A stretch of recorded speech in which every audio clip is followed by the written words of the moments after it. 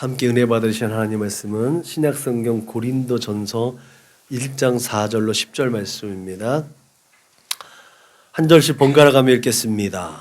그리스도 예수 안에서 너희에게 주신 하나님의 은혜로 말미암아 내가 너희를 위하여 항상 하나님께 감사하노니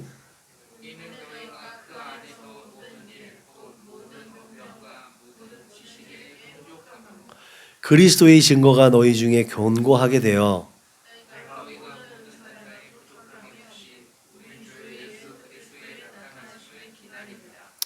주께서 너희를 우리 주 예수 그리스도의 날에 책망할 것이 없는 자로 끝까지 견고하게 하시리라.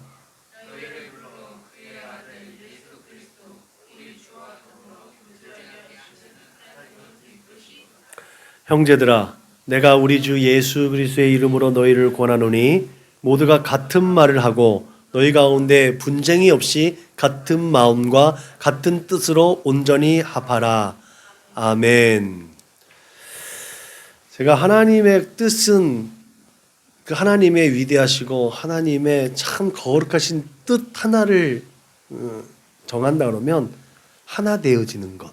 그 하나됨을 위해서 하나님은 예수 그리스도를 우리에게 보내신 줄로 믿으시길 주님의 이름으로 축원합니다.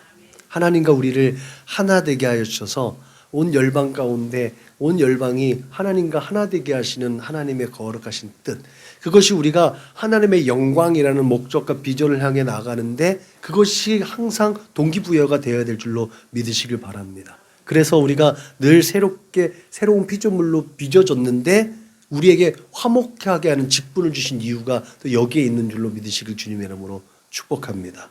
바울이 2차 전도 여행에 본거지로 삼으면서 오랜 기간 동안에 또 고린도에 머물러서 복음을 전파했습니다. 그 결과로 고린도 교회의 선한 영향력으로 고린도 교회는 본래의 이미지를 탈피할 수가 있었어요. 그 이제 본래 이미지에 대해서 이따 잠시 나오겠지만 이 인간 본성이 그렇듯이 본래 이미지를 탈피하고 예수 그리스도의 거룩하심을 따라가기 위해서 힘쓰고 애썼는데 또 이 복음이 조금 쇠퇴해지고 안일해지고 나태해지면서 또 본성 그대로 고린도 교회는 또 원래대로 돌아가게 됩니다. 이것이 로마서에서 하는 바울이 1장에서 얘기했던 것처럼 하나님께서 간섭하지 않으시면, 하나님께서 내버려 두지 않으면 부끄러움 가운데 노출되어져 있는 인생이 이렇게 정답인 거죠. 하나님께서 내버려 두면 인생은 그냥 그대로 완악하고 강팍하게 되기 때문에 부끄러운데 내버려지게 되는 거예요. 그래서 하나님께서 붙들어지는 인생, 하나님 오늘도 나를 붙잡아 주세요. 하나님께서 하나님의 그 울타리 안에 우리를 거두어 주셔서 우리가 세상 가운데 방황하지 않도록, 세상 가운데 빠지지 않도록 우리를 인도하시고 붙잡아 주옵소서. 그렇게 늘 기도하고 간구해야 될 줄로 믿으시길 주님의 이름으로 축복합니다. 그 고린도 교회가 다시 그렇게 원래로 돌아가서 분열과 무질서와 비윤리적인 문제들이 교회 안에서 발생하기 시작했어요. 세상에 교회가 확장되어지면서 나타날 수 있는 현상들이 그래요. 처음에 소규모로 우리 가족교회들, 가족 공동체가 모였을 때는 우리의 비전과 꿈을 가지고 한 마음으로 갈 수가 있어요. 근데 이 공동체가 확장되고 넓어지면 다양한 무리들이 이루어지면서 서로가 서로를 존중하고 서로가 서로를 배려하고 서로가 서로를 섬긴다라는 미명하에, 서로 사랑하고 서로 허용해야 된다는 미명하에 세상의 것들로 타협하게 되어지는 현상들은 반드시 이루어지게 되어 있습니다. 그 현상들 가운데 좋은 게 좋은 거지. 교회 안에서 가장 치명적인 약점이 은혜로 돼야지. 은혜로 되는 것들 가운데서 덮어지면 안 되는 것까지도 덮어져서 교회가 오히려 불법을 주장하고 불의하고 부정하게 되어지는 일들, 부패하게 되어지는 일들이 지금 현재 우리의 교회들 가운데서 이루어지고 있는데 고린도 교회가 그랬습니다. 고린도 교회는 그래서 오늘날 우리의 교회를 아주 대변하고 있는 교회라고 말해도 과언이 아닐 정도로 오늘날 우리 교회가 갖고 있는 모든 문제를 다 가지고 있는 교회가 고린도가 가진 문제였어요. 고린도 교회가 가진 문제였습니다. 그렇기 때문에 바울은 지도자이면서도 아비의 마음을 가지고 또한 교회의 문제를 진단하고 또 그 문제를 해결할 목적으로 이 편지를 이제 기록했던 거죠. 지난주에 고린도 후서를 살펴봤는데 거기서 말씀드렸듯이 고린도에 바울은 4번의 편지를 보냈다고 그랬어요. 그죠?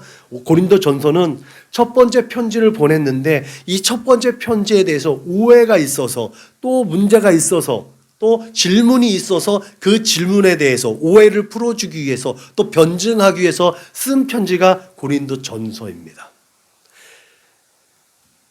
특별히 2023년 종교개혁 주의를 맞이해서 개혁과 갱신이라는 그 어떤 방향성을 가지고 기독교인이 나가야 할 방향과 목적에서 어쩌면 가장 큰 핵심이 될 만한 주제가 화합과 질서가 아니겠습니까? 그렇게 새로운 피조물로서 감당해야 할 사명이 화목하게 하는 것이라면 마땅히 개혁과 갱신의 중심에는 화합과 질서가 있어야 될 줄로 믿으시길 주님의 이름으로 축복합니다. 여기에서 우리가 간과하면 안 되는 문제, 화합과 질서 때문에 사랑해야지, 하나님 은혜로 되어야 되지, 맞는 말이잖아요. 근데 이 안에 균형을 이뤄야 될 것은 항상 하나님은 사랑의 하나님이시지만 공의로우신 하나님이라는 것. 하나님께서 그 죄를 절대로 간과하지 않으신다는 것. 우리가 흔히 말하는 것처럼 죄는 미워하되 사람은 미워하지 말자라는 것. 이것이 정답이잖아요. 이게 딱 명제입니다. 그래서 그 죄에 상응하는 것, 그게 그 죄를 범한 사람을 미워하진 않지만 그 사람이 그 죄를 다시 범하지 않도록, 반복적으로 죄를 범하지 않도록 그 죄에 대한 징계와 형벌이 있어야 되는 건 당연한 거예요. 어쩌면 그것이 그 사람을 사랑하는 행위가 될 수도 있다는 거죠. 근데 교회는 이것을 다 은혜로 덮어버린다는 거죠. 그래서 교회 안에서도 문제가 발생할 수 있다는 거죠. 근데 이런 모든 절차를 은혜롭게 잘 조율하고 그렇게 잘 이해하고 서로 협력해야 되는 문제들이 또한 우리가 해결해야 되고 또한 지혜와 명철을 구해야 하는 문제임을 우리는 또한 깨달아야 될 줄로 믿으시길 바랍니다. 그래서 오늘 바울이 화합과 질서를 교훈하면서 왜 끝까지 견고하게라는 말로써 교회를 권면하고 있는지, 우리의 삶을 말하고 있는지, 이 휘둘리지 말라는 말이 여기 있다는 거예요. 어느 곳에서 치우치면 안 된다는 거예요. 우리가 주님께 하나님의 은혜의 보좌 앞으로 나가는 건 우리 주님께서 말씀하신 것처럼 좁잖아요. 근데 그 좁은 문으로 들어가고 그 길이 좁은데 그 길이 일직선으로 난 게 아니라 또 꼬불꼬불하대네. 그래서 좌로나 우로나 치우치면 위험하게 되는 거예요.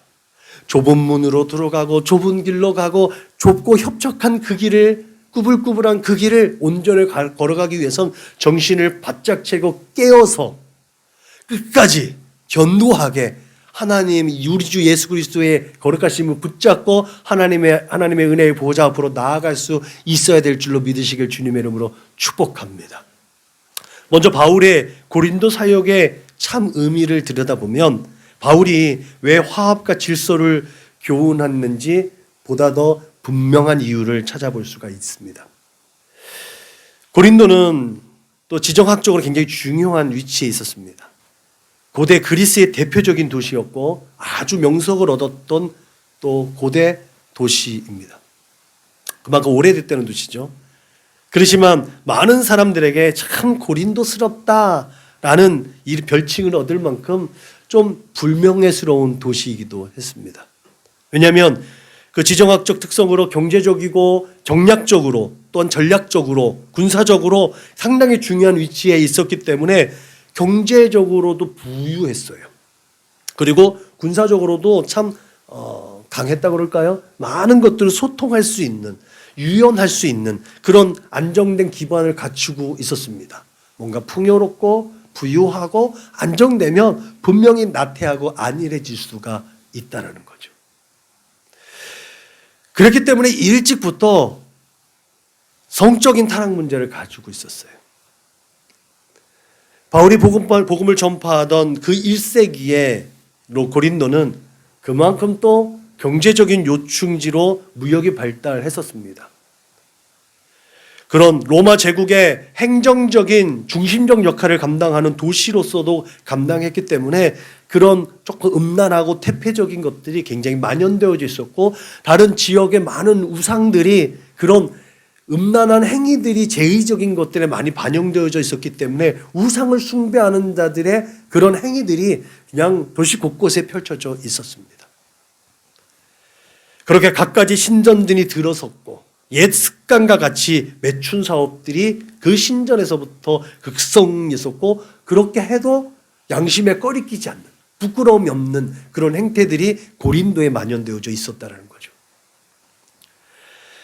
그렇게 문화적인 다양성과 함께 부와 우상 숭배와 성적인 타락과 비윤리적으로 악명을 떨쳤던 고린도 지역에 교회가 세워진 거예요.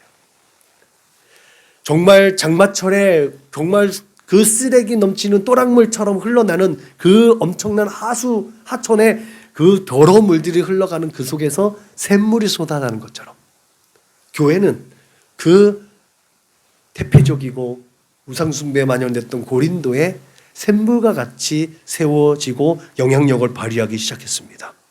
그런 교회가 늘 끊임없이 유혹과 탐욕에 노출되는 것은 이상한 일도 아닌 거죠.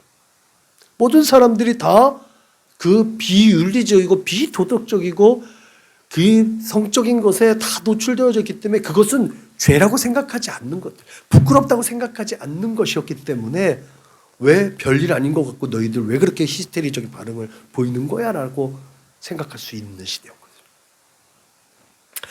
그렇지만 바울의 사역으로 이곳의 교회는 보다 더 견고하고 거룩하게 세워져 갔습니다.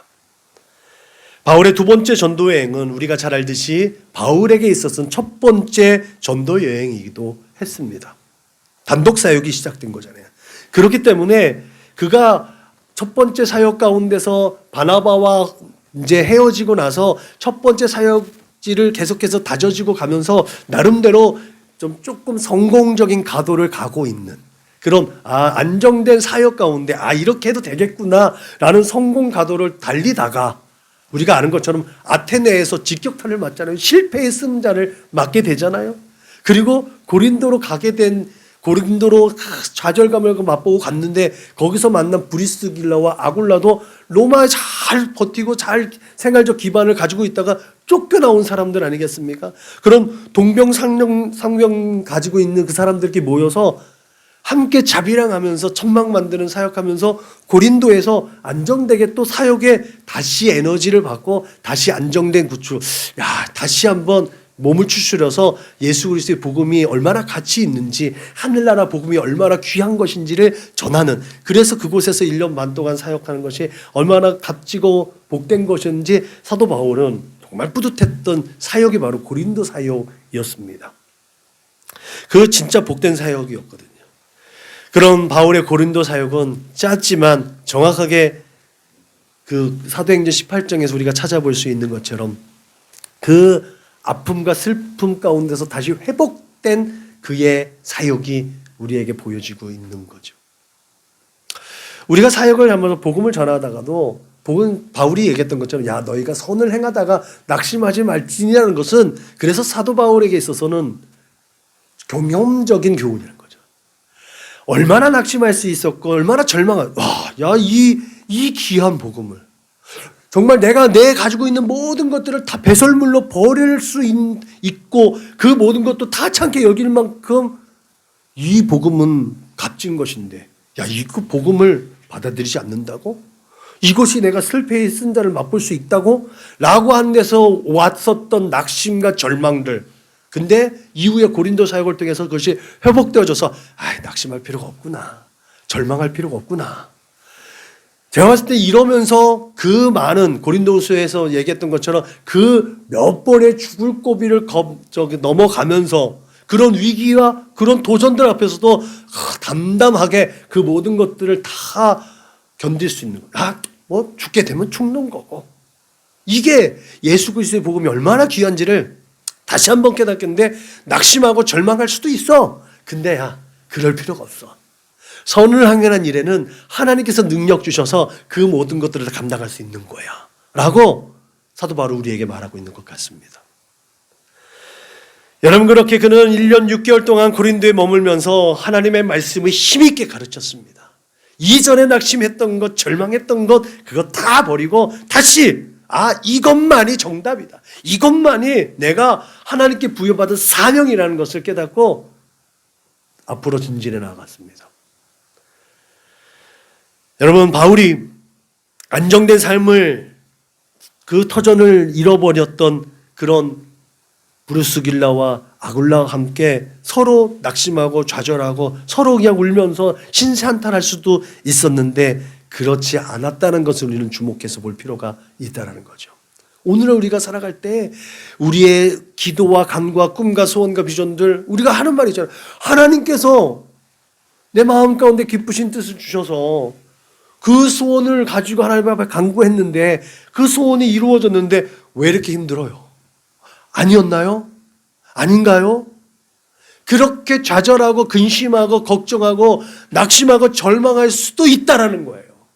그렇지만 하나님의 선한 일들을 위해서 꿋꿋하게 한 걸음 한 걸음 하나님의 뜻을 구하며 나가면 반드시 하나님께서 하나님의 때에 후이되어 누르고 흔들어 넘치도록 그 소원을 만족하게 하신다는 사실을 기억하시길 주님의 이름으로 축복합니다. 여러분, 그것이 바울이 고린도 교회의 문제를 해결하기 위해서 그 모든 과정 가운데서 그가 몸소 보여진 체험적인 교훈이라는 것을 엿보게 됩니다. 그 교훈 가운데서, 그 모든 문제를 해결하는 과정 가운데서 하나님의 창조 사역과 우리 주 예수 그리스도의 구속 사역을 통해서 깨달았게 되어진 확실한 그 진리를 선언하는 것이 고린도전서 1장 우리가 읽어본 10절에 있다는 거예요. 그것이 하나됨이라는 거예요. 질서와 화합. 여러분, 그 하나됨, 그런 의미에서 고린도 전서의 핵심 주제는 하나됨을 위한 문제 해결의 방법이라는 거죠. 모든 다양한 문제들이 있지만 그 다양한 문제들을 해결할 수 있는 유일한 길은 하나됨이라는 거예요. 고린도라는 무분별하고 아실곳 하나 없는 그 지역에 복음이 전파되어진다는 것은 정말 힘들고 어려운 일 아니겠습니까? 우리나라가 가난하고 기댈 곳이 없었던 시절의 교회는 그야말로 안식처였고 새 삶으로 이끌어지는 동력처였습니다. 그렇지만 지금 어느 정도 먹고 살만하고 서로의 여가를 즐길 만한 이 시대 속에서 예수를 믿는 것이 참 쉽지 않고 전도하는 일도 여러 가지 고도의 전략이 필요한 시대입니다. 그리고 이제는 말로만 하는 전도가 아니라 삶으로 표현하고 보여줘야 하는 시청각적 전도가 보다 더 확실한 열매를 맺게 하는 이유가 또한 여기 있지요. 그런 의미에서 고린도에서 사역했던 바울과 또 아골라 부부의 아름다운 동행은 고린도 전서 안에 동맥과도 같은 주제인 질서와 화합을 설명하기에 적합합니다. 어떠한 상황에서든지 마음을 같이 한다는 것. 그러므로 우리가 하나님의 귀한 뜻을 따라서 하나님의 나라의 영광을 선포하고 그 영광 중에 거할 특별한 사명을 부여받아서 파송된 존재라는 것을 믿는다면 우리 지금 내게 허락하신 동역자들과의 아름다운 동행을 감사할 수 있어야 될 줄로 믿으시길 주님의 이름으로 축복합니다. 그 동역자들은 남편과 아내가 될 수 있고요. 또 부모 형제가 될 수 있습니다. 공동체의 개념으로 공동체의 일원이 될 수가 있습니다. 무엇이든지 하나님의 영광을 함께 도모하는 동역자들과 함께 그렇게 연합하고 질서 있는 삶을 통해서 하나님께 영광을 올려드리는 그런 거룩하고 존귀한 삶의 또는 그런 믿음의 거룩한 공동체가 될 수 있기를 주님의 이름으로 축복합니다. 그렇다면 오늘 바울이 말하고 있는 끝까지라는 말의 의미를 살펴볼 수 있어야 될 줄로 믿습니다. 이제 고린도에 보내는 바울의 열정과 사랑의 서신을 통해서 우리가 그리스도의 나타내심과 그날에 책망할 것이 없는 자로 언제까지 기다리고 언제까지 참아야 하는지 한번 살펴볼 필요가 있는 거죠. 끝까지.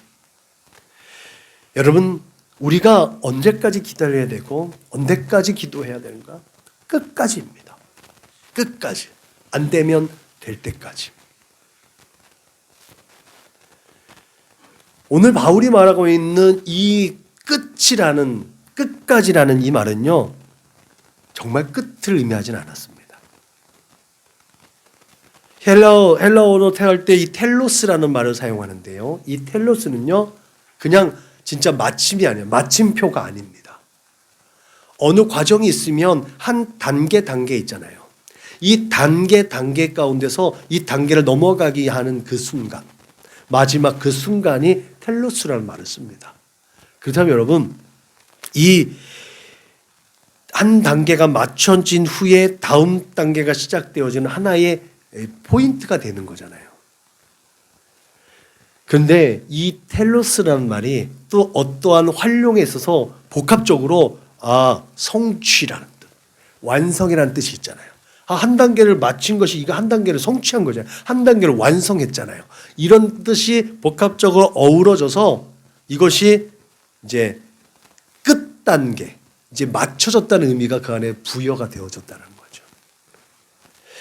그런 의미에서 텔로스는요, 인간의 끝을 의미하는 죽음의 끝자락과 또 우리가 이제 예수 믿고 구원받은 사람은 영생으로, 예수를 거부하고 하나님의 은혜를 또한 거절한 사람들에게는 영벌이라는 다음 삶, 그 삶에 있어서의 그 삶을 설명하기에 충분한 것 같습니다.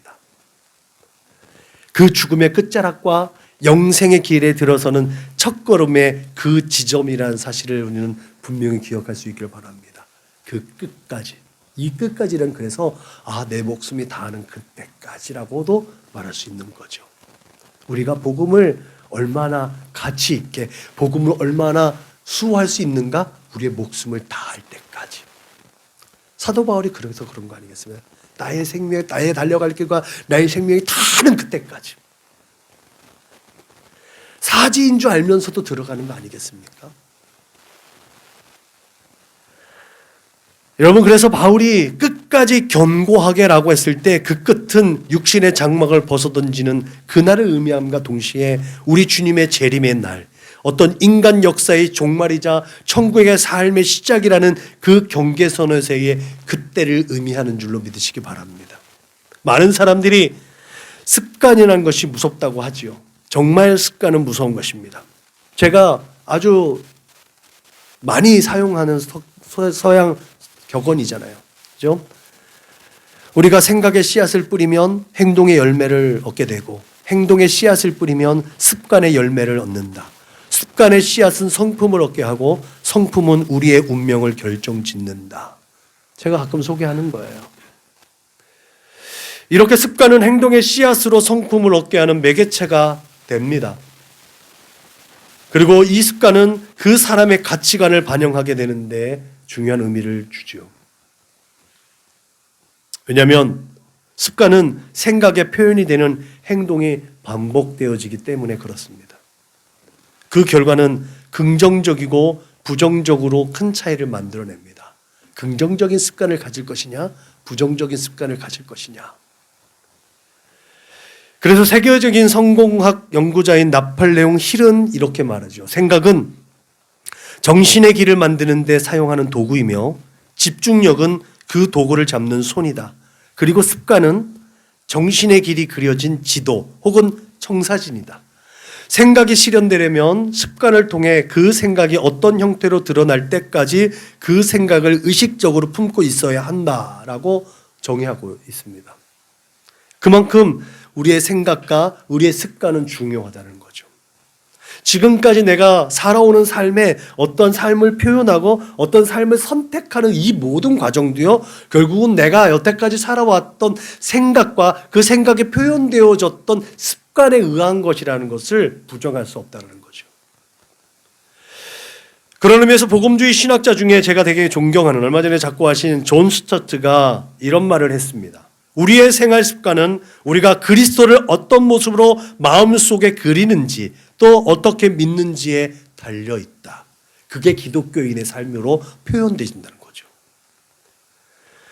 그렇게 날마다 하나님 앞에 서고자 고백하고 다짐하고는 하고 있는 우리들의 신앙 가운데 내가 예수 그리스도께서 행하신 삶의 모습을 어떻게 생각하고 있는지, 예수를 닮아가려고 내가 얼마나 몸부림치고 있는지, 그 몸부림치고 있는 생각과 마음이 내 삶을 어떻게 표현되어지고 있는지, 성경에서 가르침 따로 우리의 삶에 도전해오는 삶에 대처하는 내 방법대로 따로인지, 아니면 예수님의 방법을 따라서 이 세대 가운데서 우리가 그리스도의 영향력을 발휘하고 있는지는 나 스스로가 잘 알고 있다는 거죠. 그게 지금 나의 모습이라는 거예요. 좋은 습관은 그 사람의 운명을 바꿉니다. 그리고 기름지고 또 풍성하게 하는 줄로 믿으시기 바랍니다. 그렇지만 반대로 나쁜 습관은 그 사람의 운명을 파멸로 이끌어가죠. 왜 그럴까요? 부정적이기 때문에 그렇습니다. 나쁜 습관은 부정적으로 만들어요. 우리가 지금 이제 나이가 들면은 이제 고관절이나 척추가 좀 아프잖아요. 그래서 엉덩이 의자에 앉을 때 쭉 빼고 앉지 말고 뒤로 쭉 붙이라고 앉으라고 하잖아요. 잔소리 아닌 잔소리를 하게 되는데 이런 것도 습관이거든요. 그거 하나하나가 노후를 즐겁고 행복하게 만드는 거예요. 그게 젊었을 때부터 나타날 행동들이 나오는 거죠.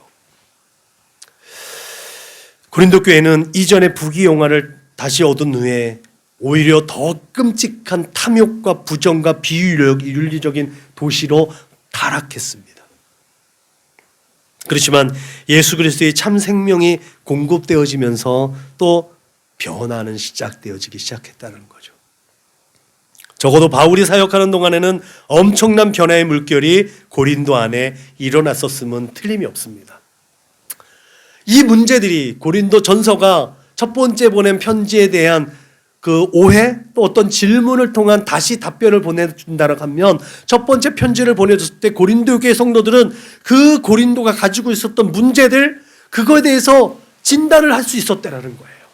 무엇이 문제인지 분별은 안 되지만 뭔가 문제가 있다라는 것을 감지를 할 수 있었다라는 거예요. 그것이 변화의 시작이라는 거죠. 뭔가 다르다라는 것을 알고 있었다라는 거예요. 그래서 질문할 수 있었다라는 거예요. 여러분, 바울이 그럼에도 불구하고 다음 사역을 위해 고린도를 떠난 이후에 고린도 교회는 또 파당이 나누어지기 시작했습니다. 뭐 때문에? 복음 때문에. 복음의 가치를 인간적인 기준을 가지고 나누다 보니까 야 나는 바울파고 나는 아볼로파고 나는 게바파고 나는 그리스도파고 교회 안에서 그렇게 나누어졌다는 거예요.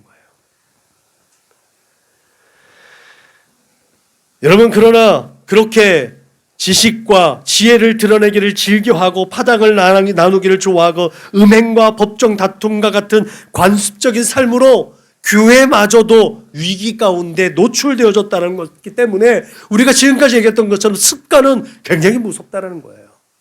우리의 습관을 어떻게 다시 바꿀지 다시 한번 우리가 생각하고 고민하고 내가 어떻게 내 습관을 고쳐 나갈 수 있을까 한번 고민해 볼 수 있기를 주님의 이름으로 부탁을 드립니다. 그것이 어쩌면 이 종교개혁 기념주의를 맞이하면서 다시 나를 고치고 그게 갱신인가 다시 부흥시키는 새롭게 하는 방법인 줄로 믿으시길 주님의 이름으로 부탁을 드립니다. 내가 좀 더 현실적이고 현실적을 반영 이성적이었는데 세상을 보면 좀 암울하고 부정적인 것들이 있는데 그 모든 것들이 현실적이라고 생각하면서 이성적이라고 생각하면서 좋지 않게 부정적으로 봤던 시각들을 어떻게 좀 더 긍정적으로 바꿔낼 수 있을까 주님께 한번 물어보고 내 모든 습관들을 바꿔갈 수 있는 그런 삶의 방향으로 다시 한번 고쳐질 수 있기를 주님의 이름으로 부탁을 드립니다.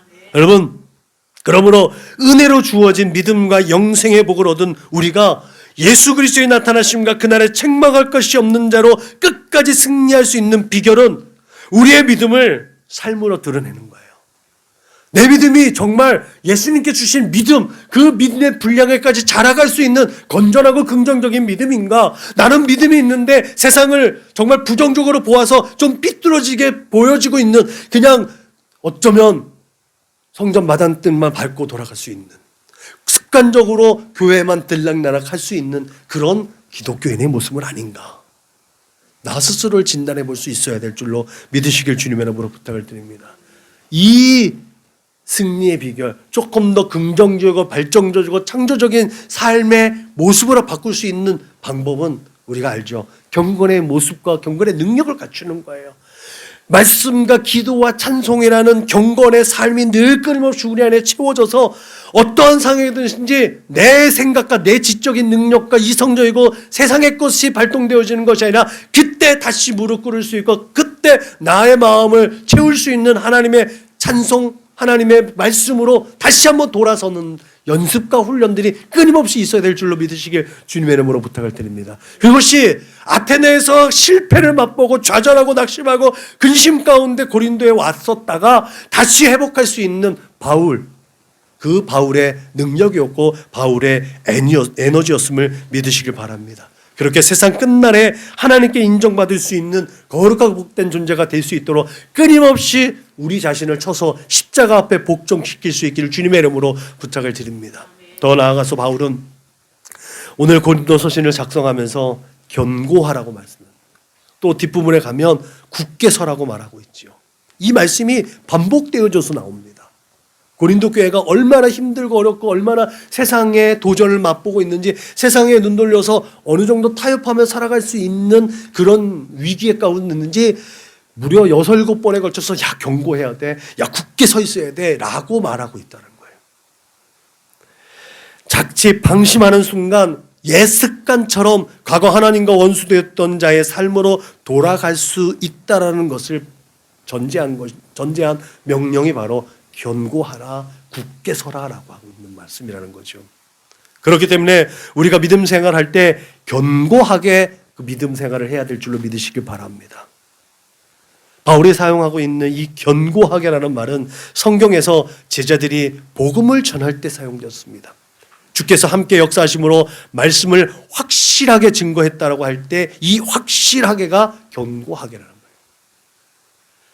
또 하나님의 신실함을 통해 조상들에게 약속하신 것들을 견고하게 하셨다라고 했을 때 이 견고하다는 말이 사용되어졌습니다. 바울의 이 말에는 우리는 그리스도 안에서 견고한 약속 위에 견고한 믿음을 통해 견고하게 결단의 삶을 지향해야 한다는 또 의미가 담겨져 있다는 거죠. 좌로나 우로나 흔들리지 않는 것. 그렇게 바울은 하나님의 사랑과 주 예수 그리스도의 은혜 안에서 그리스도의 증거가 우리 안에서 견고하게 되기를 바라고 원했습니다. 그 소원은 확실한 복음의 증거가 우리를 통해 확실하게 세상 가운데 증거되기를 바랬다라는 것 또한 포함하고 있는 줄로 믿으시기 바랍니다. 이렇게 견고한 믿음을 소유한 데는 홀로의 힘으로는 할 수 없습니다. 나 혼자는 안 된다는 거예요. 같이 지어져 가야 된다는 거예요. 그렇기 때문에 믿음의 동역자들의 연합이 이 세상을 이기게 하는 강력한 힘이 됩니다. 믿는 사람과 믿지 않는 사람이 결혼을 한다고 하죠. 믿는 사람이 아주 신실해요. 근데 이 신실한 믿음을 믿는 사람, 믿지 않는 자가 따라오기란 버겁거든요. 그래서 이 밸런스를 어느 정도 맞춰주는 게 중요하다고 해요. 그래서 아주 신실하고 아주 열심히 했던 이 사람이 잠시 하나님 앞에 이 힘겨워서 따라오지 못할 비신자였던 이 사람들의 눈높이에서 신앙생활을 스텝 바이 한다고 하는 거죠. 어쩌면 우리 이제 요한이가 결혼을 앞두고 있는데 우리 미소자매와 함께 신앙생활할 때 우리의 이 바라는 시선이 너무 높게 책정되지만 기준이 높으면 안 되는 이유가 여기에 있습니다. 어린아이 같은 믿음을 가진 자매가 조금씩 젖어들 수 있게끔, 그것이 짧으면 더 좋겠지만 10년이 되고 20년이 되어도 그 안에 예수의 생명이 있어야 되는 게 중요한 이유가 여기에 있다는 거죠. 이때 앞서 있던 믿음의 선배인 신실했던 종이 얼마나 견고하게 그 믿음을 지탱하느냐. 자기가 예전에는 이런 믿음을 가지고 있었는데 얘 때문에 내가 조금 더 타락한 것은 아닐까? 내가 좀 나태해진 것은 아닐까? 내가 좀 안일해지진 않았는가? 라고 그 마음 가운데 두드려지는 이 원수의 속삭임에 귀 기울이는 것이 아니라 나름대로의 경건의 삶을 구축해 나가면서 리더해 나갈 수 있는 그런 노력들이 필요한 줄로 믿으시길 주님의 이름으로 축복합니다. 그것이 이 견고하게라는 말에 담겨져 있습니다. 그래서 성경은 한 사람이면 패하겠거니와 두 사람이면 맞설 수 있나니 세 겹줄은 쉽게 끊어지지 아니하느니라라고 증언하고 있습니다. 그러므로 하나님께서 우리의 믿음을 주 오실 그날까지 견고하게 붙들어 주시기 위해 교회를 세우시고 지체로 함께 우리를 불러줬다는 사실을 확실하게 믿으시길 주님의 이름으로 축복합니다. 그렇게 우리가 주 예수 그리스도의 복음을 전함으로 잃어버렸던 하나님의 형상과 모양을 회복하고 그 하나님의 나라를 회복함으로 말미암아 세상은 균형 있고 아름답게 창조하신 하나님의 뜻 가운데 세워져 나갈 수 있음을 믿으시길 주님의 이름으로 축복합니다. 결론적으로 죄악된 세상에서 그 죄성을 가지고 있는 인생이 얼마나 불안정한지, 그 불안전한 인생이기 때문에 하나님의 크신 은혜를 덧입고 하나님께서 붙잡아 주시면 안 된다는 것 또한 우리는 분명하게 마음에 늘 새겨야 될 줄로 믿으시길 바랍니다. 내가 늘 잘하고 있다고 생각하는 것이 함정이라는 거예요. 나는 늘 부족하다, 나는 늘 연약하다, 나는 늘 넘어지기 쉽다, 나는 유혹과 미혹과 현혹 때문에 쉽게 빠질 수 있다는 것을 늘 염두에 두고 있어야 된다는 거예요.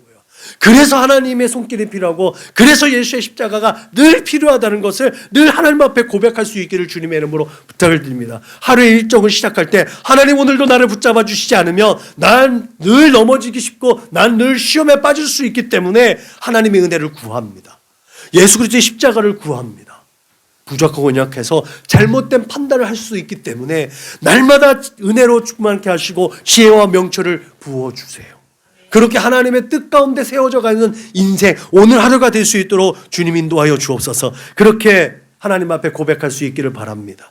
여러분, 고린도전서를 통해서 깨닫게 된 진리는 어떠한 상황과 여건 속에서도 견고하고 흔들지 말라는 것입니다. 이런 관점에서 고린도전서를 읽어가면 우리는 이 땅에서 견고하고 또 끝까지 흔들리지 않도록 붙들어 주시는 하나님의 사랑을 또한 체험하고 경험하게 되는 줄로 믿으시길 바랍니다. 그러므로 우리가 처한 상황과 형편과 여건 속에서 하나님의 영광을 위해 하나됨을 이루기 위해서 늘 힘쓰고 애쓰고 또 그렇게 하나님의 사랑을 날마다 경험하고 하나님께 영광을 올려드리는 거룩하고 복된 믿음의 사람들이 되시기를 주님의 이름으로 축복합니다. 기도하겠습니다. 하나님 감사합니다. 우리에게 믿음을 주시고 그 믿음으로 예수 그리스도의 십자가를 바라볼 수 있도록 인도하심을 감사합니다. 예수 안에 있는 우리 사랑하는 믿음의 거룩한 공동체가 날마다 하나님의 얼굴을 구하고 하나님의 은혜를 사모하는 자들이 될 수 있도록 인도하여 주옵소서. 매일 매 순간순간 부어지는 하나님의 은혜, 그 은혜의 손길로 붙잡혀져서 좌로나 우로나 치우치지 아니하고 좁은 문으로 들어섰음에 또 좁고 협착한 그 길을 걸어갈 때 좌로나 우로나 치우치지 아니하고 오직 그 시온의 대로를 걸어 하나님의 은혜의 보좌 앞에 도달할 수 있도록 주님 인도하시고 축복하여 주옵소서. 그렇게 끝까지 견고하게 정말 주 예수 그리스도의 믿음의 분량에까지 자라갈 수 있는 우리 사랑하는 선한목자교회 믿음의 거룩한 군속들 다 될 수 있도록 성령님 붙잡아 주시고 성령으로 충만하게 하여 주옵소서. 감사하며 걸어가신 우리 구주 예수님의 이름으로 축복하며 기도하였습니다. 아멘. 전심으로 주께 경배, 그 사람이 내가 되길 원해. 주 말씀에 순종하는 자,